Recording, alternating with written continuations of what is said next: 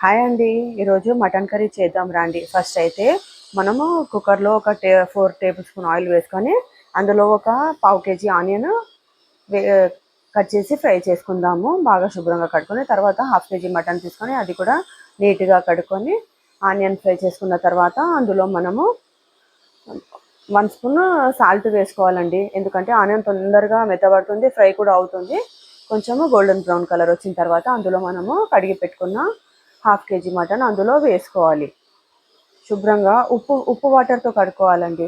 మంచిగా నీట్గా అయిపోతుంది. దాని తర్వాత మనము brown onion golden brown colour వచ్చింది కదా, అందులో మనము వేసుకొని బాగా కలుపుకున్న తర్వాత వన్ టీ స్పూన్ పసుపు వేసుకోవాలి. మేము కొంచెం పసుపు ఎక్కువే తింటామండి, ఆరోగ్యానికి కూడా మంచిది కదా పసుపు వేసుకొని కలుపుకున్న తర్వాత అందులో మనము ఒక 1 టీ స్పూన్ అల్లం వెల్లుల్లి పేస్ట్ కూడా వేసుకోవాలి.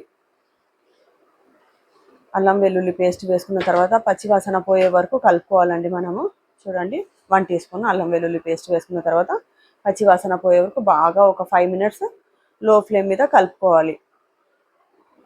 పచ్చివాసన పోయిన తర్వాత ఒక 2 టేబుల్ స్పూన్ల కారం వేసుకోవాలి. మేము కొంచెం కారం ఎక్కువే తింటామండి, అందుకే 2 టేబుల్ స్పూన్ల కారం వేసుకొని ఒక 10 మినిట్స్ లో ఫ్లేమ్ మీద మూత పెట్టకుండా బాగా ఫ్రై చేసుకోవాలి. తర్వాత మనం అందులో ఒక 2 గ్లాసుల వాటర్ యాడ్ చేసుకున్నామండి. కారం పచ్చిన వాసన పోయే వరకు ఫ్రై చేసుకున్న తర్వాత ఆయిల్ పైకి వచ్చే వరకు ఫ్రై చేసుకోవాలి. తర్వాత మనము ఒక 2 గ్లాసుల వాటర్ వేసి కుక్కర్ మూత పెట్టేసి ఒక 6 విజిల్ వచ్చే వరకు పెట్టేయాలండి.